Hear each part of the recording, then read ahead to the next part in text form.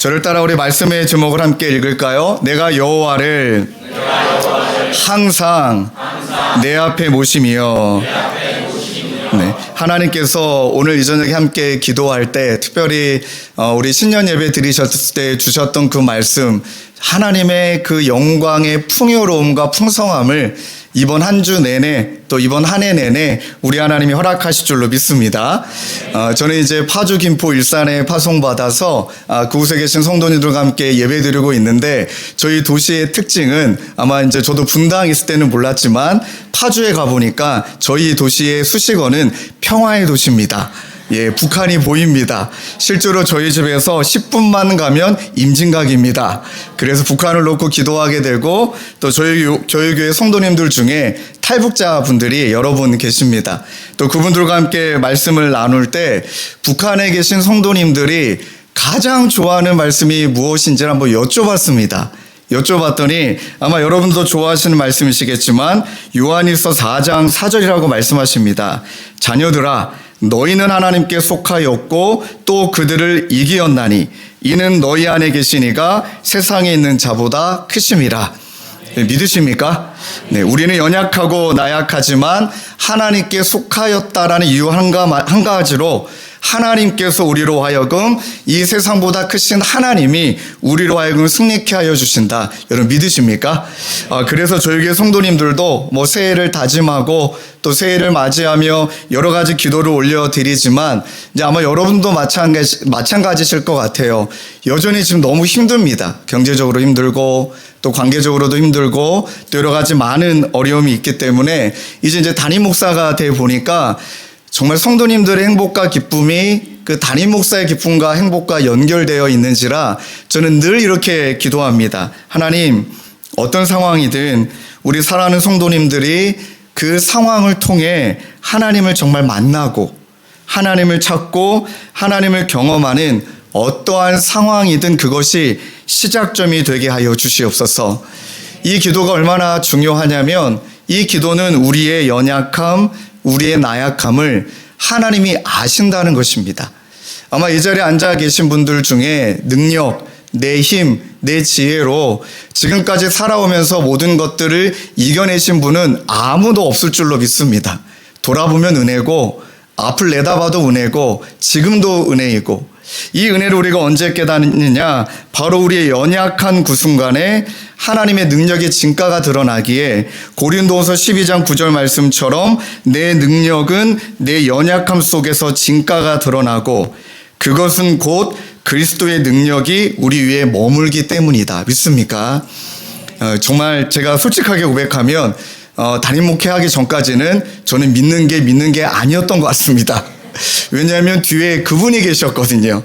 이찬수 목사님이 계셨기 때문에 모든 책임은 이 목사님께 맡기고 그냥 하고 싶은 대로 했던 그런 좀 이렇게 좀 얕고 깊지도 않고 얕지도 않은데 깊지도 않고 애매한 사역을 했다가 이제 아마 우리 천중권 목사님도 그러시겠지만 뒤에 누가 없어요. 아무도 없습니다. 이제 그 책임을 우리가 져야 됩니다. 그런데 그 책임 앞에 너무 한없이 연약한 내 자신을 발견할 때 그때 하나님의 진가가 정말 드러나더라고요. 여러분, 이제 제가 사는 아파트는 이제 약간 지하 주차장이 있는 곳인데 이렇게 여러분들 우리 교회 성도님들 뭐라 하는 건 아니지만 이제 여러분 보니까 이제 고향이 온 것 같아서 그냥 편하게 나눕니다.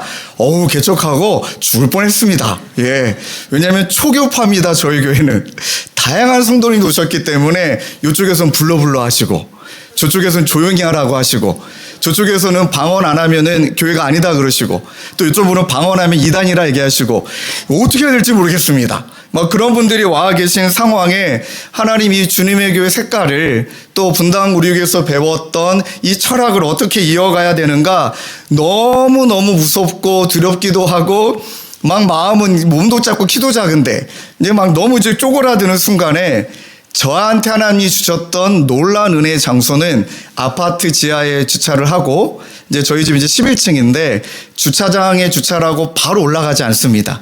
왜 바로 올라가면 우리 아내와 두 아들이 저의 모든 스트레스를 받아야 되기 때문에 나쁜 아빠로 변질되니까 그 지하 차 안에서 막 소리 지르며 기도합니다. 하나님 살려달라고, 하나님 은혜 주시라고. 이 상태로 올라가면 인상 쓰고 올라갈 것 같으니까 하나님 오늘 차 안에서 은혜 주시라고 막 차 안에서 10분 동안 소리 지르고 기도하고 딱 내리는 순간에 어떤 느낌이냐면 뭔가 채증이 툭 떨어진 것 같은 하나님이 말씀하시는 느낌이 들어요. 종철아, 그 네 거 아니니까 맡기고 올라가서는 스위트홈, 달콤한 너의 가정생활을 이어가라. 그 마음을 주시는 거예요.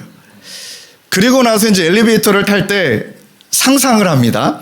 엘리베이터 딱 탈 때 누가 타면 전 안 탑니다. 왜냐면 이제 그분이 올라갈 때까지는 기다리고 혼자 엘리베이터에 거하는 걸 너무 좋아하는 것이 엘리베이터 열리는 순간 마치 하나님이 두 팔을 벌려 저를 기다리고 안아주시는 것 같은 착각 아닌 착각. 막 인위적으로 막 떠올리는 거예요. 막 저 엘리베이터는 하나님의 품이다. 그 엘리베이터 문이 열리자마자 제가 몸을 딱 실잖아요. 그때의 느낌, 나는 주님 품에 안긴다. 그리고 저희 집이 11층인데 11층 올라가는 내내 천국을 막 경험하는 것 같아요. 어떤 때는 11층에서 내렸다가 다시 지하로 내려가요. 다시 올라와요. 한 4번을 반복한 적이 있어요. 그리고 절실하게 깨달았습니다. 우리의 연약함 속에 하나님의 진가가 드러난다는 건 하나님의 능력이 나타나 모든 것들을 변화시키는 것이 아니라 그분이 나를 붙들고 거예요. 그분이 나와 함께 하시는 겁니다. 그래서 그리스도의 능력이 내 위에 머물게 되는 것. 이 은혜를 동일하게 누리시길 주님의 이름으로 축원합니다. 그리고 이제 말씀을 보는데 하긴 이제 저희 교회 성도님 중에 그 탈북자분들이 계시다 보니까 한 가지 좋은 점이 있습니다. 우리 교회 성도님들이 웬만하면 힘들다 말하면 안 됩니다. 힘들다라고 말하면 그분이 와서 말합니다. 죽어봤어? 이럽니다. 뭐 이렇게 또 힘들다라고 좀 이제 지금 이야기를 하면은 물에 빠져봤어? 막 그러니까 극한을 경험하신 분들이 계시니까 웬만해서는 힘들다라고 말했다가는 이게 뭐 명함도 못 내밀어요. 그런데 그분들이 북한에 계신 성도님들이 이 말씀도 좋아하지만 성경 인물 중에 또 가장 좋아하는 인물이 다윗이라고 합니다. 왜 그러냐면 다윗은 다 경험해 봤거든요. 어릴 때부터 청소년 때부터 뭐 이제 결혼하고 나서도 인생이 경험할 수 있는 위기라는 위기를 다 경험하지 않았겠습니까? 이제 그러다 보니 북한에 있는 성도님들이 천국 가면 이렇게 얘기하신대요. 하나님보다 제일 먼저 만나고 싶은 분이 다윗이다. 왜냐하면 그 다윗은 내 마음을 아니까 안아줄 것 같다. 그래서 오늘 본문 말씀이 이 다윗이 지은 시인데 이 시를 통하여서 새해를 맞이했지만 여전히 눈물이 있고 여전히 낙심 지을 수밖에 없는 삶의 일상과 현실을 우리는 어떻게 맞이해야 되는 것인가? 이것에 앞서 여러분들 꼭 이 이미지를 기억해 주십시오. 화면을 좀 띄워 주실까요? 네, 제가 정말 좋아하는 이미지입니다. 여러분 이 은혜를 누리려면 이 다윗의 심정을 알려면 이것은 한 가지 돼야 됩니다. 오늘 저녁에 하나님이 우리를 향한 말씀의 그 볼륨은 가득 올려두고 또 오늘 여러분들이 가지고 있는 다양한 여러분들의 생각도 잠시 다 내려놓고 또 세상에 말하는 모든 말들도 다 내려놓고 하나님이 나에게 무엇이라 말씀하시는가 하나님의 음성에만 귀 기울일 때 반드시 그 말씀이 우리의 폐부를 찌르고 우리 심령을 찌르고 우리를 살아나게 하실 줄로 믿습니다. 이 이미지가 다윗이 했던 것입니다. 첫 번째는요, 오늘 새해를 맞이하며 다윗처럼 우리가 이 새해를 어떻게 맞이해야 되느냐? 한번 저를 따라 하실까요? 주를 찾고 주께 피하는 것. 자, 1절을 다시 한번 읽어 드리겠습니다. 하나님이여 나를 지켜주소서 내가 주께 피하나이다. 이렇게 시가 시작됩니다. 아마 잘 아시겠지만 시편 16편은 다윗의 시 믹담이라고 별명이 붙어 있습니다. 믹담은 조각을 말합니다. 조각. 이 조각은 그냥 얻어 걸린 조각이 아니라 갈고 닦고 새기고 그러니까 1년의 과정이 지나가는 고통과 그리고 연단의 시간이 지나가서 만들어진 조각 한 조각. 그러니 이 다윗의 시는 웃을 만한 상황도 아니고 노래할 만한도 상황이 아닌데 그 상황에서 노래할 수 있는 한 조각이 무엇이냐 그 맛을 뜻합니다. 그게 첫 번째 주님을 찾고 주께 피하는 것. 여러분, 다윗의 졌던 시와 또 다윗이 등장하는 본문을 여러분 한번 집에 가서 쭉 읽어보시면 다윗이 위기를 경험했을 때 공통적인 태도 한 가지가 나오더라고요. 사울 왕에게 억울하게 쫓겨다닐 때도, 뭐 죽음의 위기를 만났을 때에도, 아내를 빼앗겼을 때도, 뭐 자식들이 막 반란을 일으켰을 때에도, 막 도망갔을 때에도 모든 위기의 상황에 공통점 하나가 등장하는데, 그것은 바로 그 순간에 제일 먼저 하나님을 찾았습니다. 너무 당연한 것 같죠? 이것이 너무나 중요한 신앙의 키인 것 같습니다. 우리가 돌아보니까 저도 그랬습니다. 좀 믿음 좀 있는 것 같은데, 잘 믿는 것 같은데, 근데 위기가 다가오면 그 믿음을 다 어디다 갖다 팔아먹고 왜 자꾸 그렇게 믿음 없는 말과 행동이 먼저 나오는지. 얼마 전에 송구영신 예배 때, 이제 저희는 여러분 신년 예배 드렸지만 저는 송구영신 예배를 드렸는데 또 그날이 주일이었습니다. 예배를 이제 4번 드려야 되지 않겠습니까? 딱 4번 끝나자마자 딱 집에 들어가서 제가 아내에게 했던 말이 있습니다. 여보, 분당 우리 교회 있을 때 이찬수 목사님은 사람이 아니었던 거야. 5번을 인도했다? 그건 사람이 아닌 거야. 4번을 경험하고 완전히 이 온몸이 그냥 누군가에 얻어맞은 것 같은, 그제서야 이 목사님이 한 번은 저희가 주일 예배를 드릴 때 5번 예배 드리고 송경신 예배를 2번 드린 7번 드린 날이 있었거든요. 그때 이 목사님이 중간에 링거를 맞으셨어요. 그때 제가 예배 담당이었기 때문에 목사님은 얼굴이 뭐 이미 그냥 센노래 지쳐가지고 링거를 맞는 그 순간에 그때 이 목사님이 했던 한마디가 이제서야 이해가 돼요. 5번 예배를 마치고 그리고 나서 중간에 잠깐 링거 맞는 그 순간에 딱 이 목사님이 외쳤던 한마디, 주여 은혜를 주옵소서였어요. 주여 은혜를 주옵소서. 예배 2번을 더 인도하셔야 되니까 바로 그 위기의 순간에 주여 은혜를 주옵소서. 제일 먼저 하나님을 찾으시더라. 그리고 지금도 기억납니다. 그 송구영신 예배 2번은 날아다니는 것처럼 설교하시더라고요. 원래는 기도 인도를 저에게 맡기셨거든요. 이제 앞에 설교하시고, 자, 기도 인도는 신주철 목사가 한다. 근데 강단에서 안 내려오셨어요. 기도 인도 저한테 맡기지 않으시고 혼자 끝까지 다 하셨거든요. 그때 깨달았던 것은 해볼 거 다 해보고 주님 찾는 것이 아니라 위기의 순간에 제일 먼저 주님을 찾는 것이다. 그리고 주님을 찾고 주님께 피하려고 우리가 그분께 내 마음과 몸을 던지는 것이다. 여러분, 위기의 순간에 진짜 내 중심의 축이 어디 있는지는 드러납니다. 고난과 이 광야라 불리는 연단의 시간에 내 믿음의 현 주소는 반드시 드러납니다. 때로는 고난의 위기의 때가 찾아오면 내 중심축이 세상에 가 있는 분이 있습니다. 또 내 중심축이 자아에만 머무는 경우들이 있습니다. 내 경험, 내 능력. 근데 다윗은 어떤 상황에도 내 중심의 축이 하나님께 있었다는 것입니다. 여러분, 이것은 그냥 하나님께 마음을 두다 이 표현이 아닙니다. 약간 숫자로 표현한다면 49대 50일의 싸움입니다. 다윗도 경험치가 있죠. 다윗도 여러 가지 많은 경험을 했지 않았겠습니까? 그럼 그 순간에 어떻게 해야 되는지도 다윗도 나름대로의 경험이 있었을 것입니다. 근데 그 순간에 내 중심을 하나님께 둔다라고 말하는 것은 지금 내 마음에 찾아오는 유혹들, 내 생각들을 끊임없이 끊어내야만 내 중심축이 하나님께 가는 것이지, 그냥 내가 믿음을 하나님께 둔다고 해서 모든 것이 해결되는 것이 신앙생활이 아니더라. 결국엔 내 1%의 마음을 어디에 두는지에 따라 그것에 내 마음이 머물게 되고 그 마음이 쏠리게 되어지는데, 그러려면 반대편에 에너지를 써야 돼요. 그게 16장 4절에 나와요. 다른 신에게 예물을 드리는 자는 괴로움이 더할 것이라. 나는 그들이 드리는 피의 전제를 드리지 아니하며 내 입술로 그 이름도 부르지 아니하리로다. 이게 근거 구절입니다. 나는 다른 거 찾지 않을 거야. 나는 다른 곳에 가서 예배 드리지 않을 거야. 내 입술로 그 이름조차 부르지 아니할 거야 라는 발버둥과 몸부림, 이 49대 50일의 싸움을 통해 1%를 하나님께 드릴 때 그제서야 하나님이 나와 함께 하심을 다시 경험하게 되고 그분이 내 인생을 책임지고 계심을 다시금 고백하게 되는 줄로 믿습니다. 그래서 사랑하는 성도님들, 참 좋아하는 문장인데 좀 소개해 드리려고 합니다.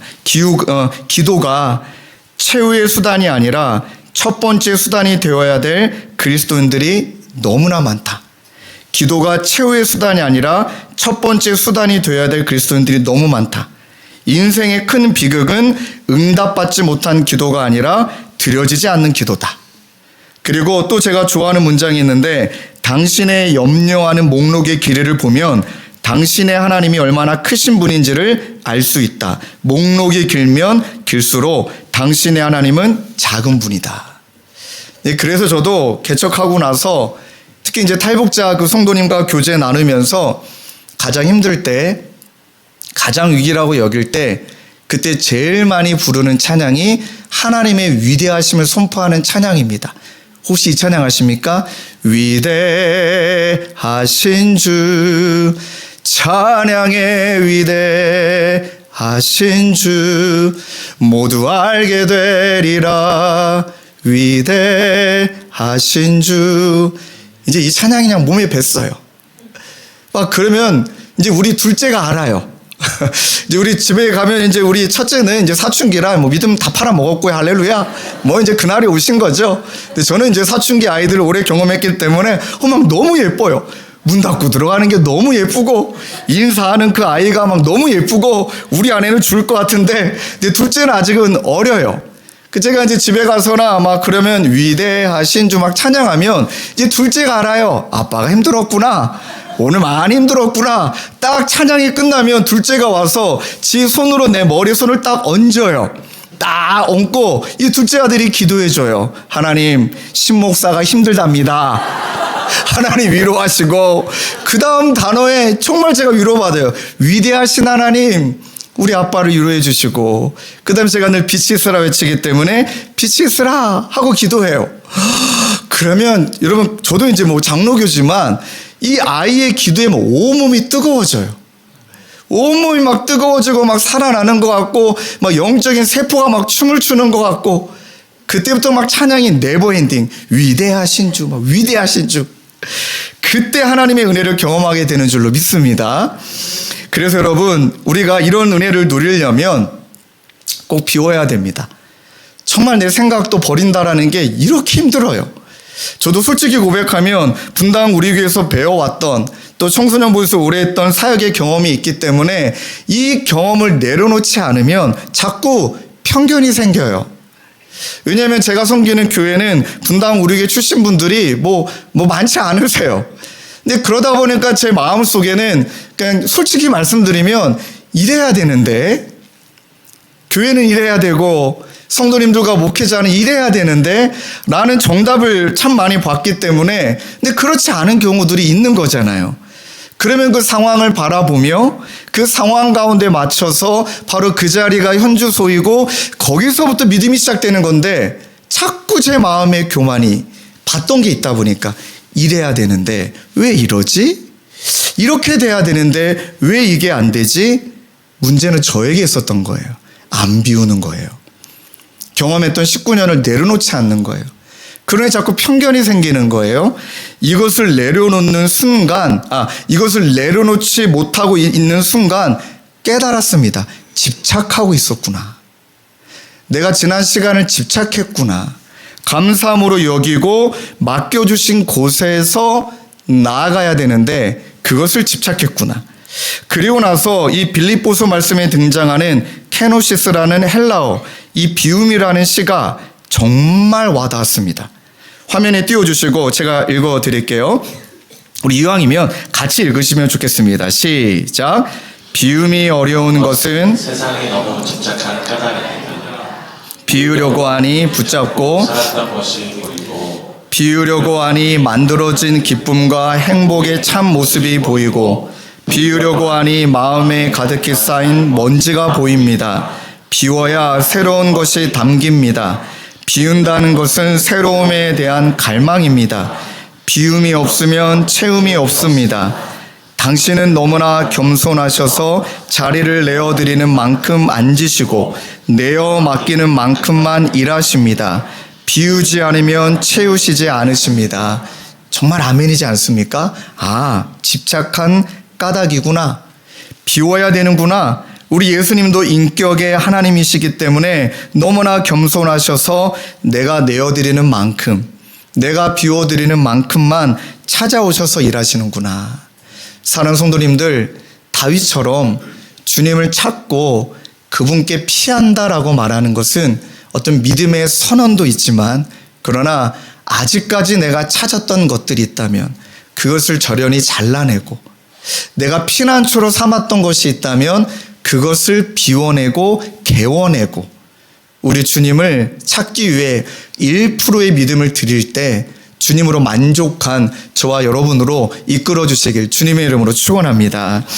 두 번째는요, 2절부터 나와요. 이제 새해를 맞이하며 우리가 또 갖춰야 될 신앙의 자세는 주 밖에는 나의 복이 없음을 고백하는 것입니다. 이건 우리의 고백의 힘에 달려 있습니다. 주님 밖에는 나에게는 복이 없다. 여러분 2절에 이렇게 고백하죠. 내가 여호와께 아뢰되 주는 나의 주님이시오니. 그러니까 이 말씀의 전제는 주님을 만나야만 가능하고요, 주님을 경험해야만 가능합니다. 수식어 나의 주님, 나의 주님, 나의 신앙 고백.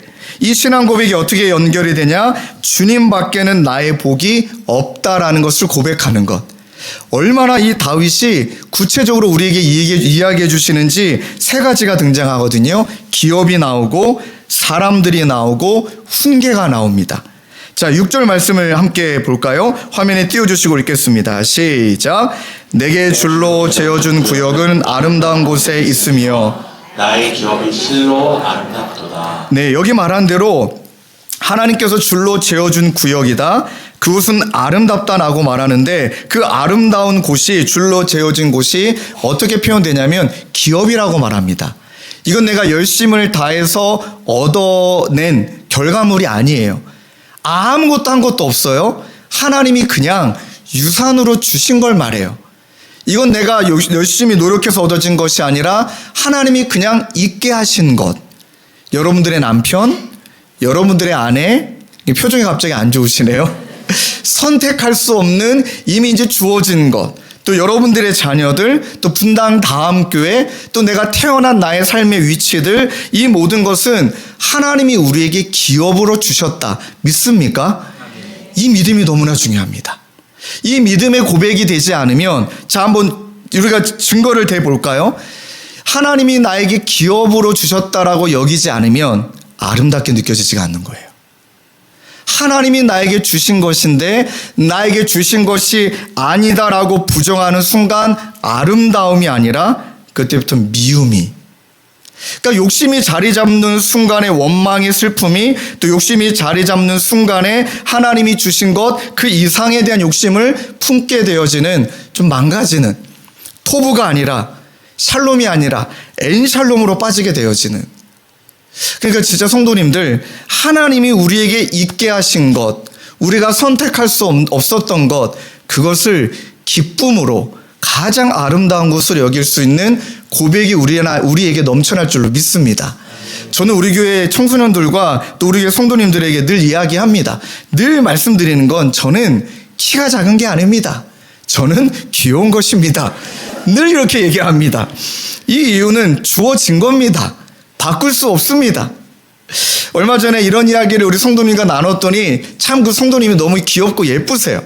갑자기 예배 끝나고 한 자매님이, 한 40대 중반 정도 되는 자매님이 막 다짜고짜 찾아오셔가지고 저에게 이렇게 말씀하시는 거예요. 목사님, 실은 저 고쳤습니다. 그러시는 거예요.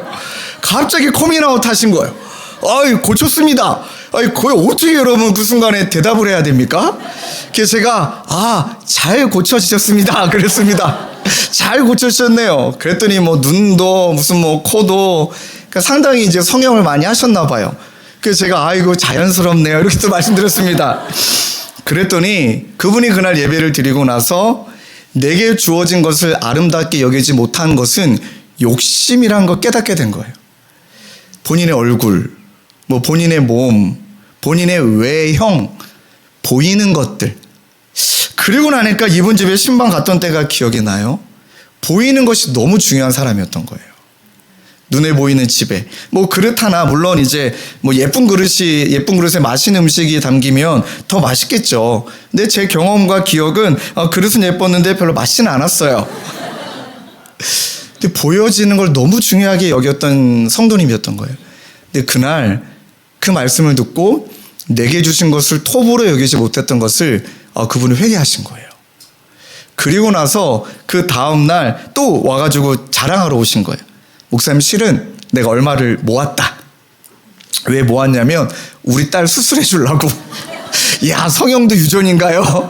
우리 딸 이제 고3 끝났기 때문에 얘 성형해 주려고 돈을 모았는데 우리 딸하고 나하고 막 회개하면서, 이미 엄마는 수술이 끝났으니까 원상복구는 안 되잖아. 근데 너는 마음을 하나님께 빼앗기지 않았으면 좋겠다 하고 그 딸과 믿음으로 결단하고 성형 수술하기로 했던 그 돈을 선교원금으로 교회에다가 내신 거예요. 그 딸이 그 엄마의 결단에 저에게 나중에 그 문자, 장문의 문자를 보여줬는데 마지막 한 문장이 제 안에 너무 마음에 남아요. 목사님, 이제서야 엄마가 예수 믿는 것 같습니다. 애들도 알아요. 애들도 아는 거예요. 그 어머니 모태신앙이시거든요. 이제서야 엄마가 예수 믿는 것 같습니다. 또 죄송한 얘기지만 그분께 허락 맡았기 때문에 심지어 그분의 아버님 목사님이세요. 네. 그러니까 이렇게 망가져 있는, 주어진 것을 감사함으로 여기고 주어진 것을 복으로 여기지 못한다. 여러분, 여러분에게 허락하신 남편 하나님이 주신 토부인 줄로 믿습니다. 여러분에게 주신 아내 하나님이 주신 토부인 줄로 믿습니다. 야, 남자분들도 믿음이 크시네요. 여러분들에게 맡겨주신 자녀 하나님의 토부인 줄로 믿습니다. 여러분들에게 맡겨주신 분당 다음교회 하나님의 가장 아름다운 토부인 줄로 믿습니다. 이것을 감사함으로 믿고 나아갈 때 우리는 하나님으로 가득 채워줄 수 있다. 마지막 세 번째는요, 그것도 또 한 가지 말씀하시는 건 사람들을 말해요. 사람들, 존귀한 자들. 3절에 땅에 있는 성도들은 존귀한 자들이니 나의 모든 즐거움이 그들에게 있도다. 여러분, 여기 말씀에 나오는 땅은 이미 유업으로 주신, 이미 우리에게 그렇게 정해주신 자들, 그 안에서 만나는 자들인데 이렇게 표현하십니다. 성도다. 이것도 은혜로 말미암아 하나님의 자녀가 된 것이지 자격이 있어서 하나님의 자녀가 된 자들이 아니다. 그러니까 하나님의 은혜로 성도가 된 자들이니 우리 또한 서로를 바라볼 때 은혜로 바라보며 서로를 존귀하게 여겨야 된다. 이 말씀입니다. 여러분 보십시오. 가정 안에 부부가, 또 부모와 자녀가 존귀하게 여긴다면 3절에 나와 있는 그대로 즐거움이 그들에게 있어요. 그런데 우리가 가정 가운데 즐겁지 않다라고 말하고 혹여나 우리의 다락방과 교회 가운데 즐거움이 없다, 즐거움이 느껴지지 않는다는 영적으로 정확한 진단이 나와요. 서로를 존귀하게 여기지 않은 거예요. 서로를 조건과 자격으로 바라본 겁니다. 하나님이 주신 은혜로 존귀하게 바라볼 때, 그때 그 가정은, 그 모임은, 그 부서는, 또 우리 분당 다음 교회는 하나님이 우리와 함께 하시는 그 시간이 즐거움으로 가득 찬 그런 가정과 교회가 될 줄로 믿습니다. 또 이걸로 끝나지 않아요. 세 번째, 훈계가 필요해요. 7절에 나를 훈계하신 여호와를 송축할지라 밤마다 내 양심이 나를 훈계한다. 여러분, 진짜 이 태도가 너무나 중요합니다. 하나님이 말씀하시는 것을 웰컴할 줄 아는 것. 하나님이 나에게 주신 훈계라면 그것은 무조건 토부, 좋은 것. 여러분, 다윗이 나단의 훈계를 받아들이지 않았다면 아마 다윗은 나락에 떨어졌을 것입니다.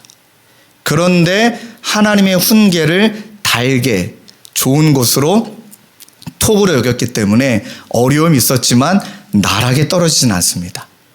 1년 동안 저희들이 신앙생활에 하며 우리 귀한 목사님을 통해 주시는 말씀, 통로이죠. 또 여러분들 다락방 가운데 주어진 말씀, 지나가다 뜻하지 않은 상황을 통해 하나님이 주시는 그 말씀, 그것을 톱으로 여길 때 내가 그 말씀을 붙든 줄 알았더니 그 말씀이 우리를 붙들고 지켜주는 은혜를 경험하게 되시길 주님의 이름으로 축원합니다.